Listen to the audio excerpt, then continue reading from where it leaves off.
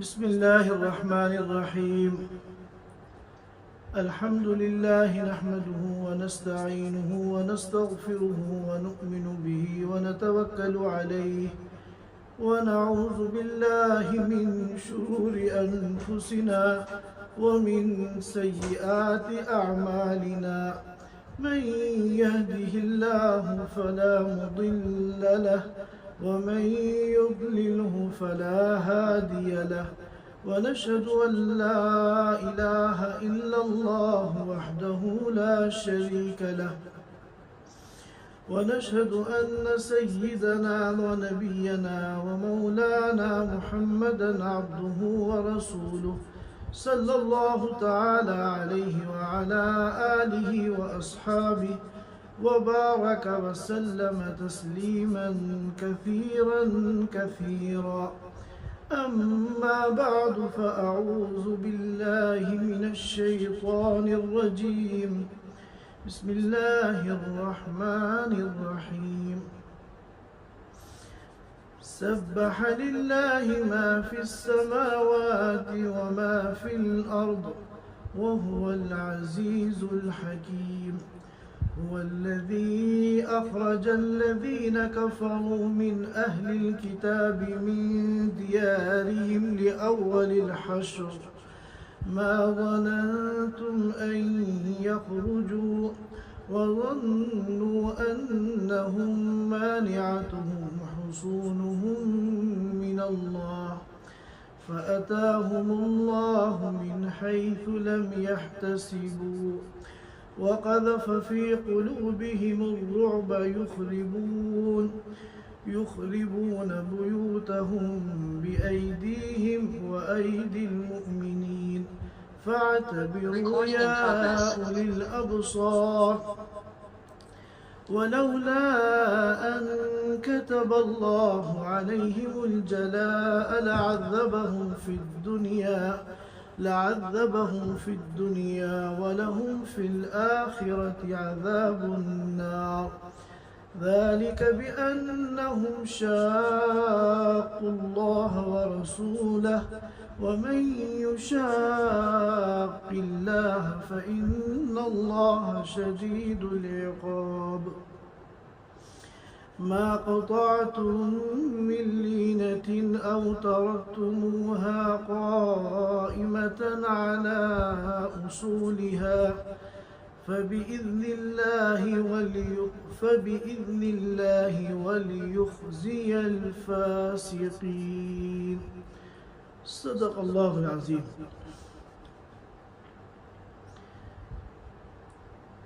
حضرات سامعین کرام،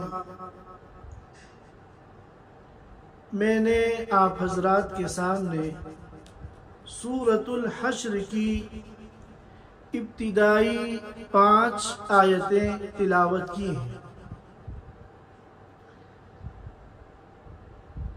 یہ سورۃ مبارکہ یہودیوں کے قبیلہ بنو نضیر کے متعلق نازل ہوئی ہے.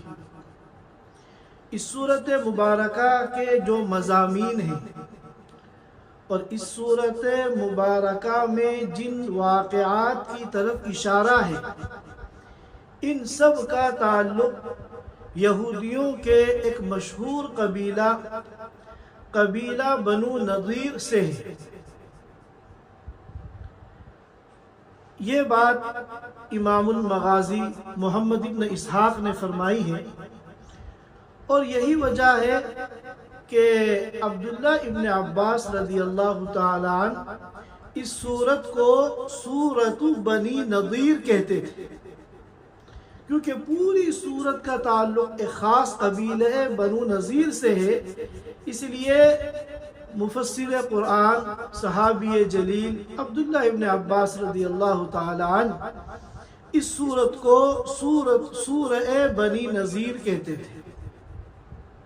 بہرکیف یہ قبیلہ جو پہلے شام میں آباد تھا، اور یہ یہودیوں کا ایک مشہور اور معروف قبیلہ ہے. یہ شام میں آباد تھا اور یہ قبیلہ جو ہے حضرت ہارون علیہ السلام کی اولاد میں ہے۔ حضرت موسیٰ علیہ السلام کے بھائی تھے حضرت ہارون، جس کا قرآن نے بھی ذکر کیا ہے وَأَخِي هَارُونُ هُوَ أَفْصَحُ مِنِّي لِسَانًا۔ تو ہارون جو موسیٰ علیہ السلام کے بھائی تھے، ان کی اولاد میں یہ قبیلہ آتا ہے۔ تو اس قبیلے کے اندر تورات کے بڑے بڑے علماء تھے، اور تورات کے اندر جیسا کہ آپ حضرات جانتے ہیں، نبی آخر الزمان رسول اللہ صلی اللہ علیہ وسلم کی آمد کا ذکر موجود تھا، اور آپ کی خاص خاص علامتیں اور نشانیاں بھی تورات کے اندر بیان کی گئی تھی، اور آپ کی آمد سے متعلق تمام تفصیلات تورات کے اندر موجود تھی۔ تو جو بھی تورات کے عالم تھے وہ خوب اچھی طرح جانتے تھے کہ نبی آخر الزمان جو ایک عام نبی نہیں ہوگا بلکہ خاتم الانبیاء والمرسلین ہوگا، تمام انبیاء کا سردار ہوگا، اور ساری انسانیت میں اللہ تعالیٰ کا سب سے زیادہ محبوب اور پیارا ہوگا۔ وہ کوئی معمولی شخصیت نہیں ہوگا، وہ کیسا ہوگا، اس کی کیا پہچان ہے، اس کی کیا علامتیں ہیں، اور کب اس کا نزول ہوگا اور کس جگہ اس کا نزول ہوگا، یہ تمام باتیں ان تمام لوگوں کو معلوم تھی جو تورات کا علم رکھتے تھے۔ چنانچہ یہ قبیلہ ملک شام کو چھوڑ کر مدینہ منورہ آ کر آباد ہو گیا، کیونکہ ان کی کتاب انہیں بتا رہی تھی کہ نبی آخر الزمان کی آمد کا زمانہ قریب ہے اور مدینہ منورہ میں ان کی آمد ہوگی۔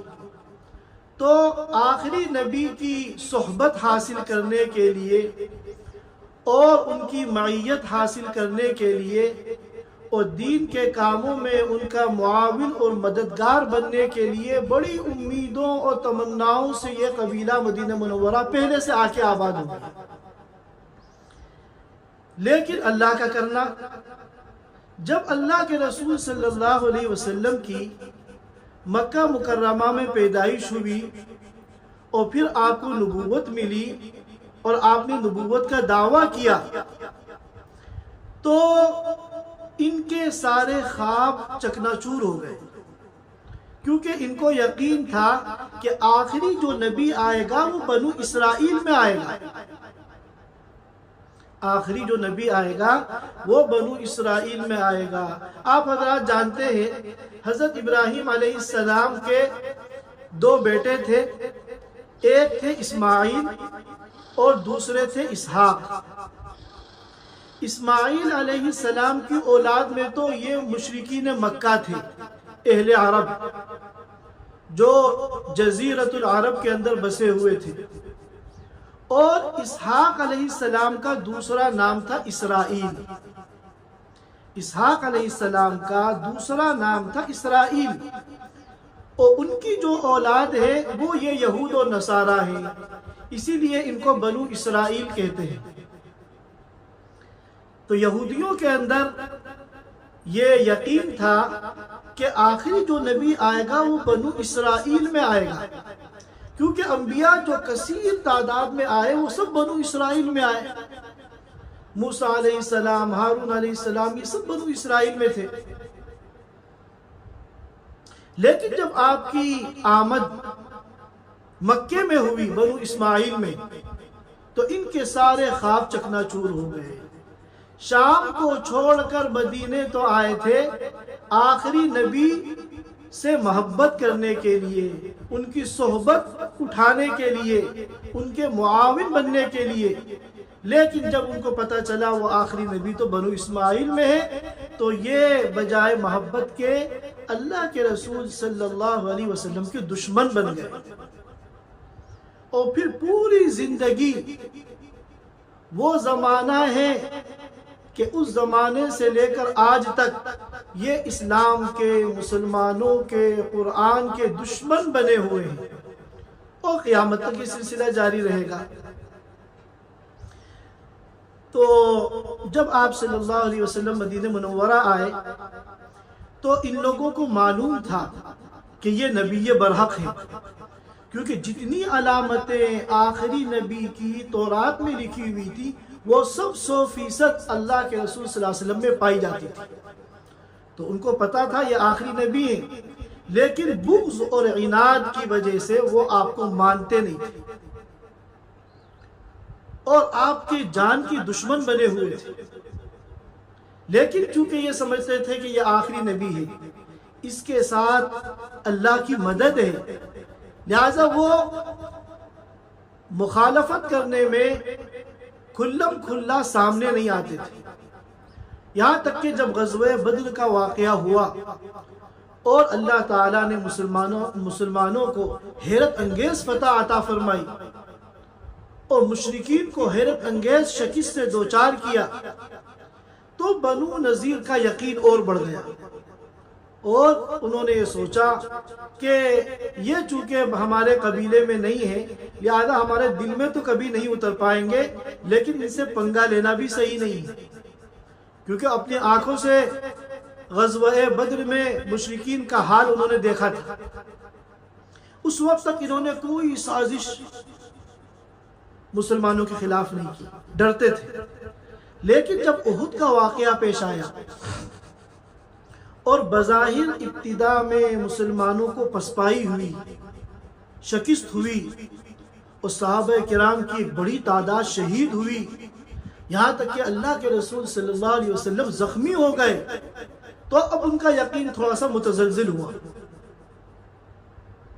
کہ ہو سکتا ہے یہ آخری نبی نہ ہو، کیونکہ ان کی ایسی مدد نہیں ہوئی احد میں جیسے بدر میں ہوئی تھی۔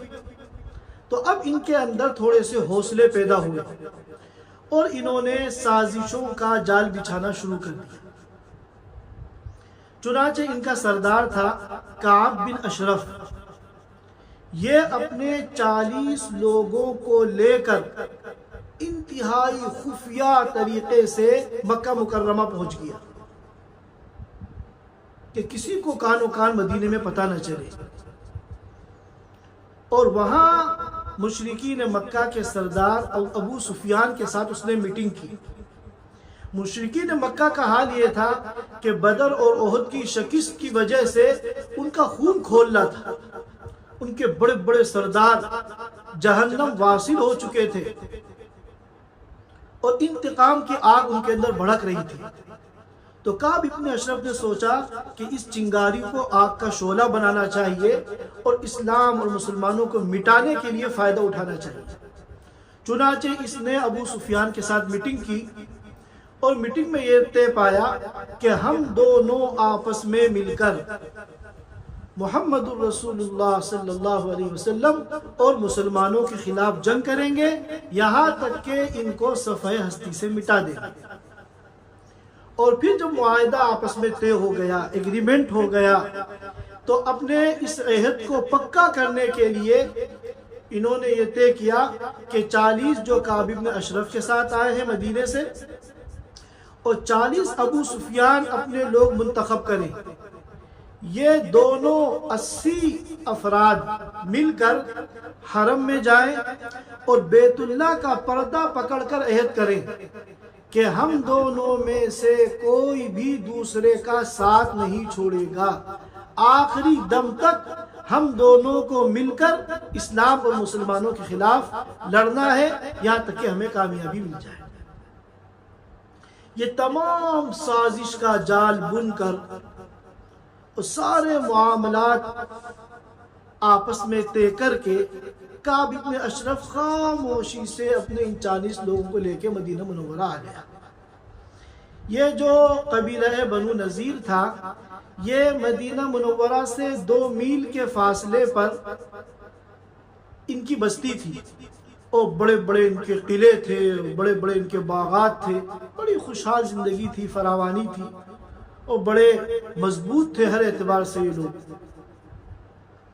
جب یہ مدینہ منورہ پہنچا تو اللہ تعالیٰ نے وحی کے ذریعے جبریل امین کے واسطے سے اللہ کے رسول صلی اللہ علیہ وسلم کو ساری بات بتا دی کہ یہ کعب بن اشرف اس طرح مشرکین مکہ کے ساتھ جا کے معاہدہ کر کے آیا ہے اور مسلمانوں کے خلاف خفیہ سازش کے اندر یہ مبتلا ہے۔ تو جب وحی کے ذریعے آپ کو یہ بات پتہ چلی تو آپ نے کعب بن اشرف کے قتل کا حکم دیا،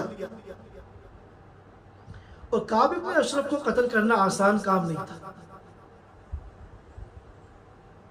کہ ہر ایک کے بس کی بات نہیں تھی، کیونکہ یہ تو بہت مضبوط قلعوں میں رہتا تھا اور اس کی جو سیکورٹی تھی وہ انتہائی غیر معمولی تھی۔ تو بہرحال کعب بن اشرف کو قتل کرنے کا جو واقعہ ہے بڑا دلچسپ واقعہ ہے۔ حیات الصحابہ میں حضرت مولانا یوسف صاحب کا نبی رحمۃ اللہ علیہ نے تفصیل سے کعب بن اشرف کے قتل کے واقعے کو بیان کیا ہے، انشاءاللہ کسی موقع پر ہم اسے بیان کریں گے۔ تو بہرحال کعب بن اشرف کو جو ہے قتل کر دیا گیا، لیکن ان کی جو ہے وہ سازشیں ختم نہیں ہوئی۔ سازشوں کا آئے دن نیا نیا یہ جال بنتے تھے اور اللہ تعالیٰ اپنی قدرت سے ان کی سازشوں کو ناکام بناتے تھے۔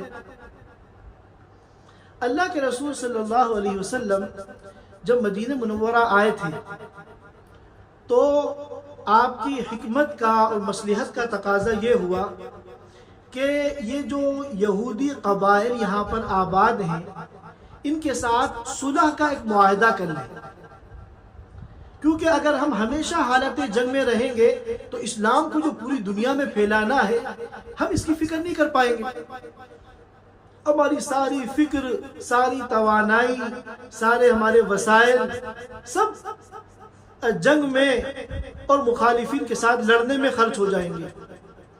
تو آپ نے ان سے معاہدہ کیا صلح کا، اور اس کا فائدہ ہوا، اسلام بہت تیزی کے ساتھ دوسرے ملکوں میں پھیلا اور پہنچا۔ اس معاہدے میں یہ ہوا تھا، بہت ساری چیزیں تھی اس معاہدے کے اندر، جو مین چیز تھی وہ یہ تھی کہ مسلمان ان یہودیوں کو نہیں قتل کریں گے، اور یہ یہودی مسلمانوں کو نہیں قتل کریں گے، اور اسی طرح اگر مسلمانوں پر کوئی حملہ کرے گا تو یہودی اس کا ساتھ نہیں دیں گے، اور اگر کوئی مدینے پہ چڑھائی کرے گا، مدینے کے اوپر حملہ کرے گا تو یہودی اور مسلمان دونوں مل کر اس کا مقابلہ کریں گے۔ یہ بنیادی چیزیں ہیں، اور بھی چھوٹی چھوٹی بہت سی چیزیں تھیں جو اس ایگریمنٹ اور معاہدے کے اندر طے ہوئی تھی۔ اب ایک واقعہ پیش آیا، وہ واقعہ ہے بیر معونہ کا۔ یہودیوں کا ایک قبیلہ تھا، قبیلہ بنو عامر۔ تو قبیلہ بنو عامر کا سردار ابو برا عامر بن مالک یہ اللہ کے رسول صلی اللہ علیہ وسلم کے پاس آیا اور کہا کہ آپ صحابہ کرام کی جن میں معلمین ہوں، قرآن کو اور دین اسلام کو سیکھنے سکھانے والے ہوں، ان کی ایک جماعت نجد بھیج دی تاکہ وہ وہاں پر اسلام کی دعوت دیں اور اسلام کا تعارف کرائے۔ تو اللہ کے رسول صلی اللہ علیہ وسلم تو ہر وقت حریص ہو رہتے تھے کہ کس طرح ہماری دعوت ہر فرد بشر تک پہنچ جائے۔ تو جب یہ تقاضا آیا تو آپ نے 70 صحابہ کرام کی ایک جماعت کو وہاں روانہ کر دیا۔ ان میں سارے حفاظ تھے، قراء تھے، بڑے بڑے عابد، عبادت گزار، اللہ والے صحابہ تھے، بڑا قیمتی اثاثہ تھا امت کا۔ آپ نے ان کو وہاں بھیج دیا۔ ان لوگوں نے بدعہدی کی، بلکہ ان کی سازش تھی کہ ہم اس بہانے سے ان کو بلا کر ان کو قتل کریں گے۔ چنانچہ ان تمام صحابہ کو انہوں نے گھیرا اور انتہائی بے دردی کے ساتھ ان تمام صحابہ کو انہوں نے قتل کر دیا۔ ان میں ایک صحابی زندہ بچ گئے، عمرو بن امیہ ضمری رضی اللہ تعالی عنہ۔ تو عمرو بن امیہ ضمری رضی اللہ تعالی عنہ جب جان بچا کے مدینے آ رہے تھے تو راستے میں قبیلے بنو عامر کے 2 کافر انہیں ملے۔ تو یہ اپنے اوپر کنٹرول نہیں کر سکے. ظاہر ہے کہ اپنے آنکھوں سے چند لمحہ پہلے اپنے معصوم اور نہتے ساتھیوں کا انتہائی بے دردی کے ساتھ قتل دیکھ کر آئے تھے، تو ان کا خون کتنا کھول رہا ہوگا. اور جذبہ انتقام ایک انسان کی فطرت ہے. تو جب یہ دو کافر راستے میں ملے، انہوں نے ان دونوں کو قتل کر دیا. اب جب قتل کر دیا تو قبیلے بنو عامر کے ساتھ تو معاہدہ تھا کہ ہم آپ کو قتل نہیں کریں گے.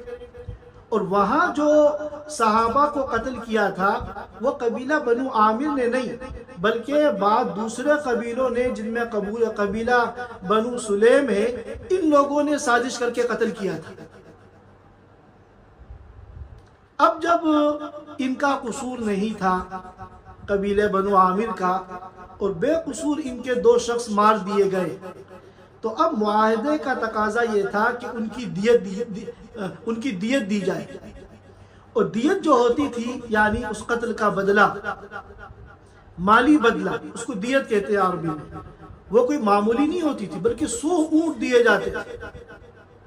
اب مسلمانوں کے پاس تو اتنا نہیں تھا، تو آپ صلی اللہ علیہ وسلم نے صحابہ کرام سے چندہ کیا تمام مسلمانوں سے، تاکہ اس رقم کو پورا کیا جائے. لیکن ابھی پورا نہیں ہوا، تو چونکہ بنو نذیر کے ساتھ آپ کا معاہدہ تھا، اور اس معاہدے کے تحت ان کو بھی اس دیت کے اندر شریک ہونا تھا، تو آپ چندہ کرنے کے لیے قبیلہ بنو نذیر میں گئے، جو مدینے سے 2 میل کے فاصلے پر آباد تھے.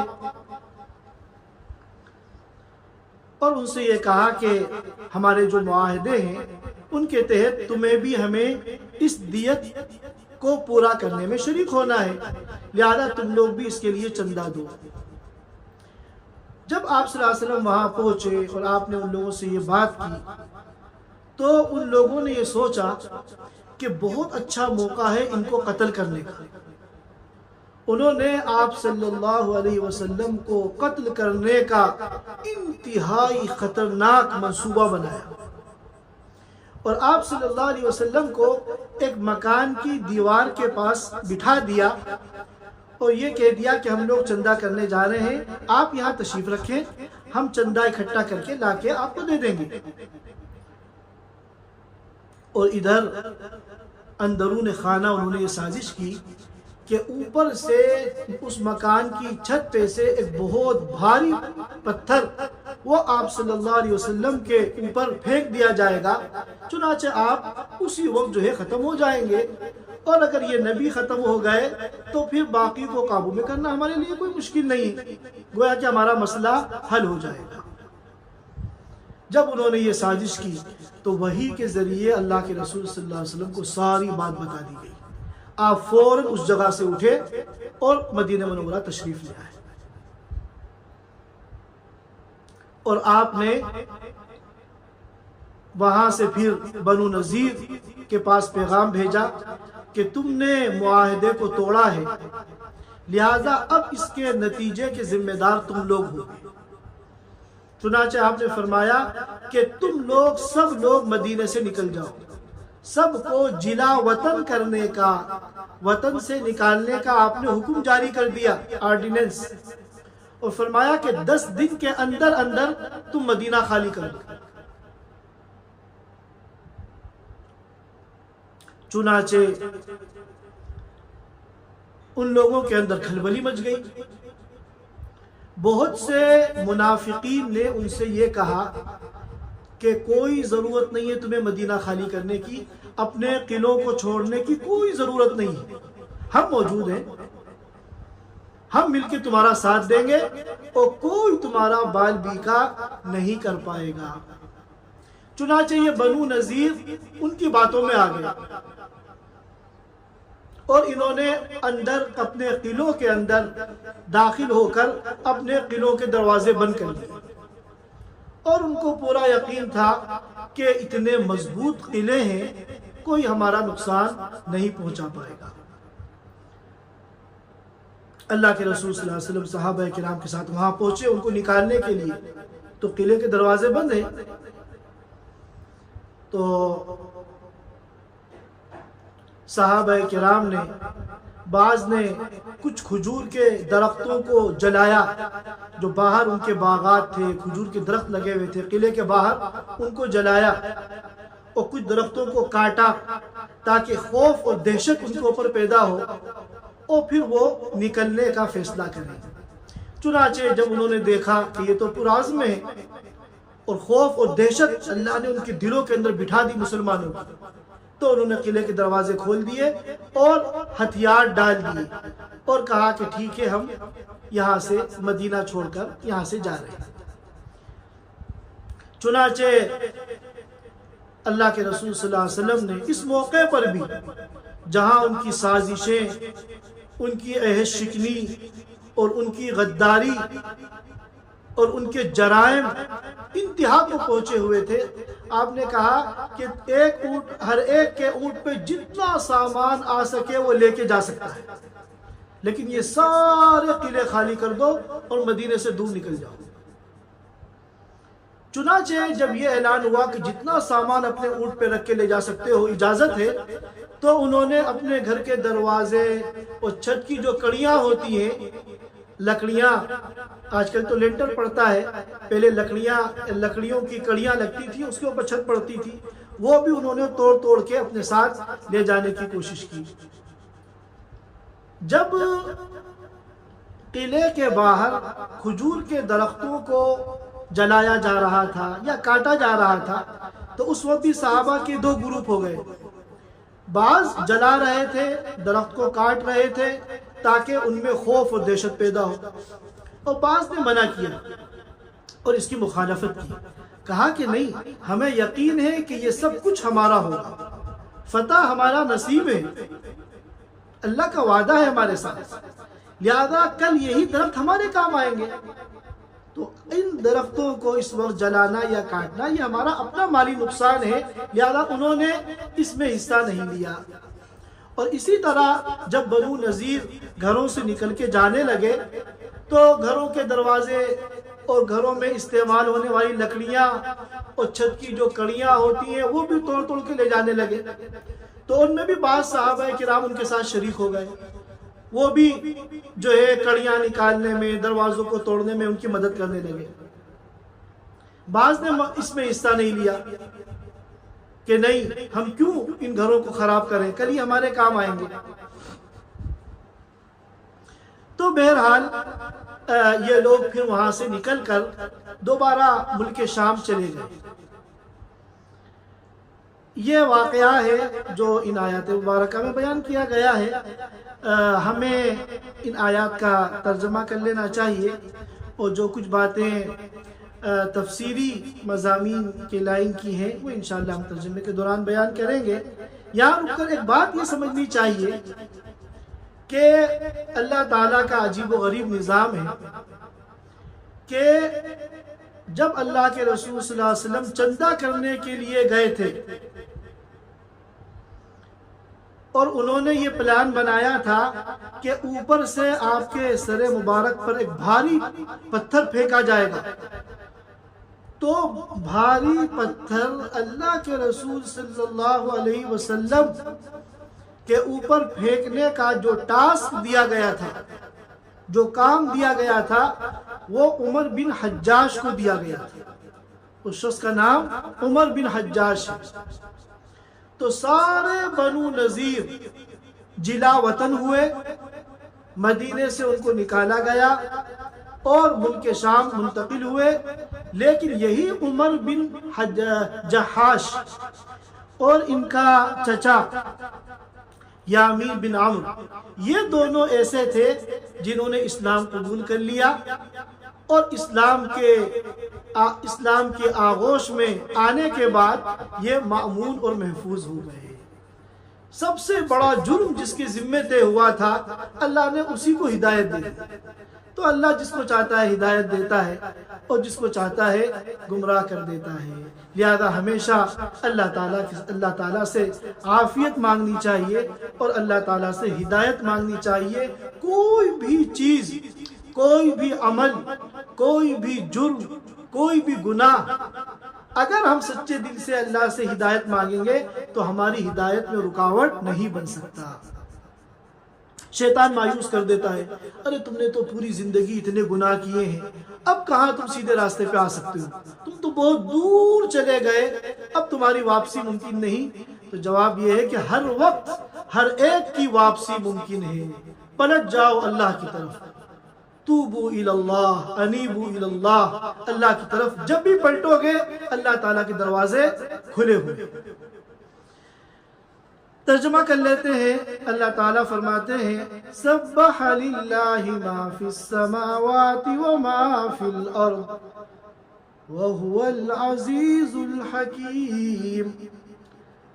اللہ کی پاکی بیان کرتی ہیں آسمان اور زمین کی تمام چیزیں کائنات کی اللہ کی پاکی بیان کرتی ہیں۔ وَإِن مِّن شَيْءٍ إِلَّا يُسَبِّحُ بِحَمْدِهِ وَهُوَ الْعَزِيزُ الْحَكِيمُ، اور وہ زبردست حکمت والا ہے۔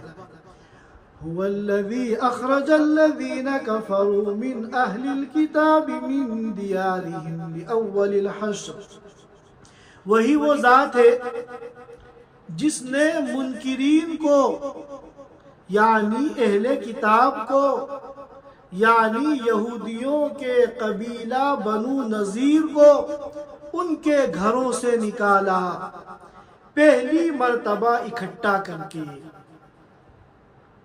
علماء تفسیر نے بیان فرمایا کہ یہ جو پہلی مرتبہ اول الحشر کہا اللہ نے، اس کا مطلب یہ ہے کہ پھر ثانی حشر بھی ہوگا۔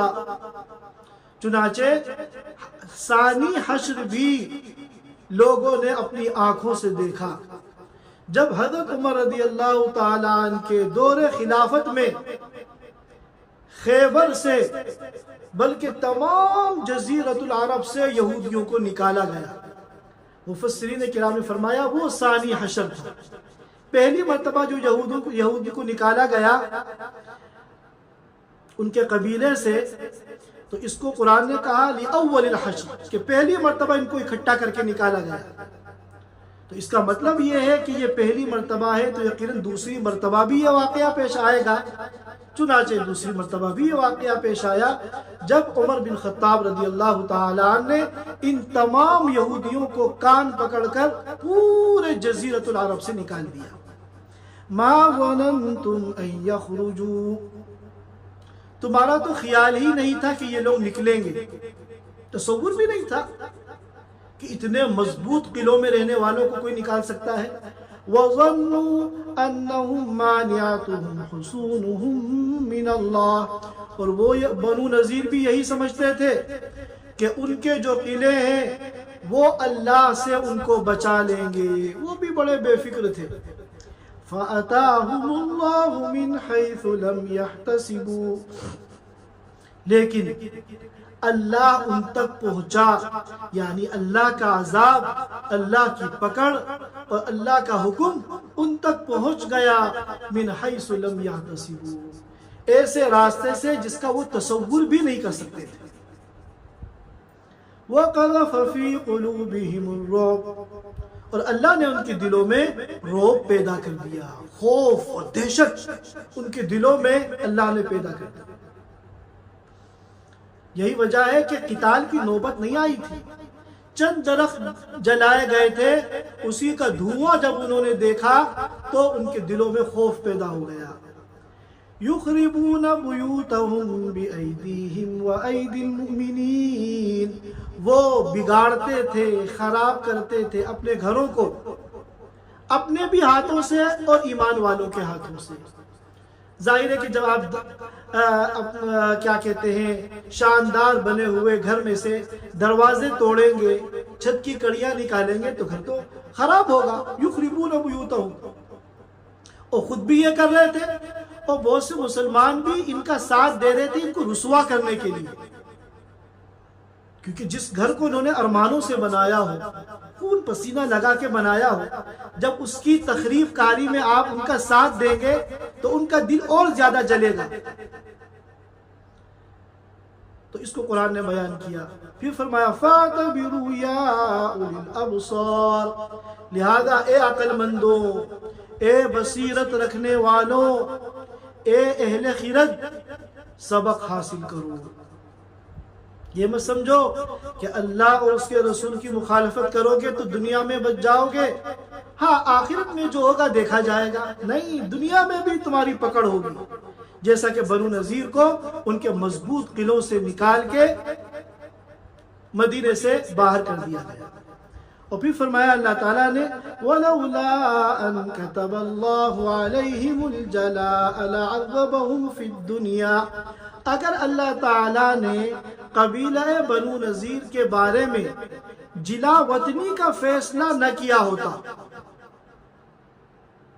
تو اللہ ان کو دنیا میں عذاب دیتا، ان کو ہلاک کر دیتا۔ ان کو جو مدینے سے نکالا گیا، جلا وطن کیا گیا، یہ تو ان کے ساتھ آسانی کا معاملہ ہے۔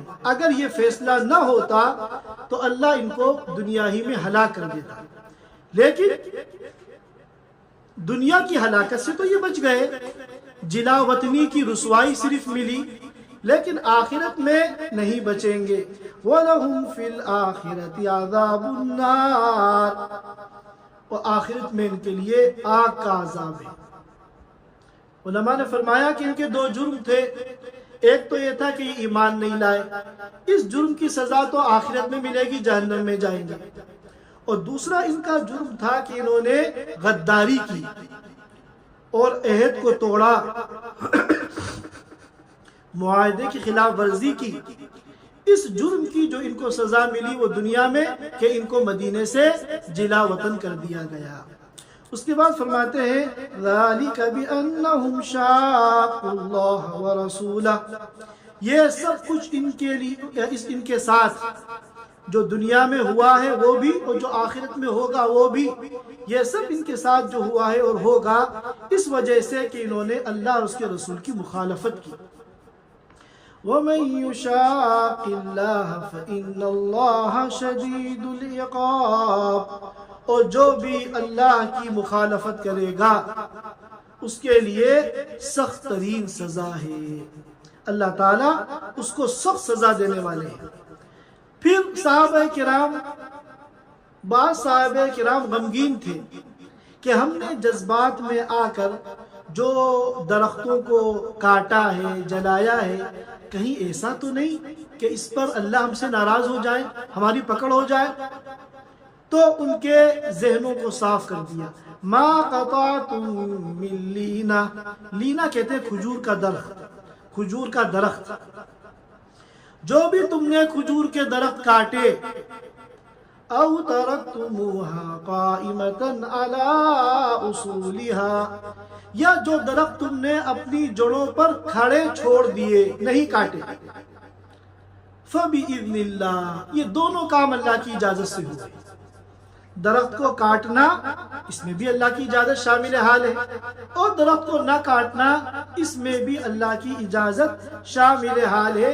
لہذا کسی کو بھی غم نہیں کرنا چاہیے، نہ اللہ نے درخت کاٹنے سے منع کیا ہے اور نہ درخت کو چھوڑنے سے منع کیا ہے۔ لہذا جب اللہ کی طرف سے کوئی ممانعت نہیں آئی تو جس نے جو بھی کیا وہ گویا کہ اللہ ہی کی حکم اور اجازت سے ہوا۔ وَلِيُخْزِيَ الْفَاسِقِينَ، کیونکہ مقصد دونوں کا ایک تھا، ان فاسقوں کو، ان گنہگاروں کو رسوا کرنا، تاکہ رسوا کریں ان فاسقین کو، بنو نذیر کو، جو جلا رہے تھے، درختوں کو کاٹ رہے تھے، وہ بھی ان کو رسوا کرنے کے لیے، اور جو چھوڑ رہے تھے کہ ہم بعد میں استعمال کریں گے اور ان درختوں سے فائدہ اٹھائیں گے، ان کا بھی مقصد یہی تھا، ان کو رسوا کرنا۔ یعنی جب مقصد ایک ہے تو اگر طریقہ کار مختلف ہو گیا، اور ہر طریقہ کار فی نفسی ہی ایسا نہیں ہے کہ اللہ کے حکم کی مخالفت لازم آئے، تو اس میں کوئی حرج نہیں ہے۔